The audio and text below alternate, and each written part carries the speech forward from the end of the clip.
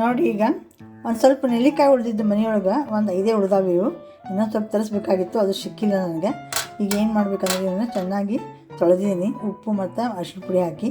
ಆಮೇಲೆ ಇದನ್ನು ಕಟ್ ಮಾಡಿಬಿಟ್ಟು ಈಗ ಮೊಸರುಗಾಯಿ ಮಾಡ್ತಾಯಿದ್ದೀನಿ. ಇದನ್ನು ಏನು ಮಾಡಬೇಕು, ನೆಲ್ಲಿಕಾಯಿ ಅಡಿಕೆ ಅಂತಾರಲ್ಲ ಅದನ್ನು ಮಾಡ್ತಾಯಿದ್ದೀನಿ. ಅದನ್ನು ಮಾಡೋದು ನಿಮ್ಗೆ ನಾನು ತೋರಿಸ್ತಾ ಹೋಗ್ತೀನಿ. ಈಗ ನೋಡಿ ಈ ರೀತಿ ಹೋಳಾಗಿ ಕಟ್ ಮಾಡ್ಕೊಂಡಿದ್ದೀನಿ. ಈಗ ಸ್ವಲ್ಪ ಚಿಕ್ಕ ತುಂಡು ಮಾಡಿಕೊಂಡ್ರು ಅಡ್ಡಿಲ್ಲ, ನಿಮಗೆ ಎಷ್ಟು ಬೇಕೋ ನಿಮ್ಗೆ ಆ ಪ್ರಮಾಣದಲ್ಲಿ ಮಾಡ್ಕೊಳ್ಳಿ. ಇದಕ್ಕೀಗ ಒಂದು ಗಟ್ಟಿ ಮೊಸರು ತೊಗೊಂಡ್ಬಿಟ್ಟು ನಾನು ಕಡಿತೀನಿ. ಕಡ್ದಕ್ಕೆ ಸ್ವಲ್ಪ ಉಪ್ಪು ಇಂಗು ಹಾಕಿ ಇವನ್ನೆಲ್ಲ ಅದ್ರೊಳಗೆ ಏನು ಮಾಡಬೇಕು, ನೆನೆಸಿಟ್ಬಿಡ್ಬೇಕು. ಒಂದು ರಾತ್ರಿ ಪೂರ್ತಿ ನೆನೆಸಿಡಬೇಕು. ಮಾರನೇ ದಿನ ನೋಡಿ ಈಗ ಒಂದು 2 ಚಮಚದಷ್ಟು ಮೊಸರು ತೊಗೊಂಡಿದ್ದೀನಿ.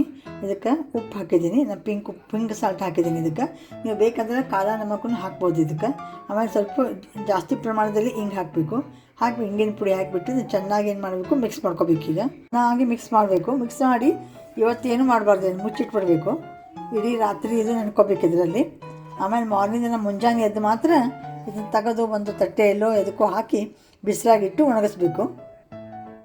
ನೋಡಿ ಈಗ ಎಲ್ಲ ಮುಳುಗಿಸಿ ಚೆನ್ನಾಗಿ ಲೇಪ್ ಮಾಡಿ ಇಟ್ಟಿದ್ದೀನಿ. ಇವನ್ನ ಮುಚ್ಚಿಟ್ಬಿಡ್ಬೇಕಿದ್ದೀನಿ. ಈಗ ನಾನು ಮುಚ್ಚಿಡ್ತಾ ಇದ್ದೀನಿ. ನಾವು ಮುಂಜಾನೆ ಇದನ್ನು ಬಿಸಿಲು ಬಂದಾಗ ತೆಗೆದುಬಿಟ್ಟು ಒಂದು ಅದರ ಮೇಲೆ ತಟ್ಟೆಯಲ್ಲಿ ಇದನ್ನು ತೆಗೆದು ಬಿಸಿಲಿಗೆ ಬಿಡಿಯಾಗಿ ಹಾಕಬೇಕು. ಹಾಕಿದಾಗ ನಾನು ತೋರಿಸ್ತೀನಿ ಇದನ್ನು.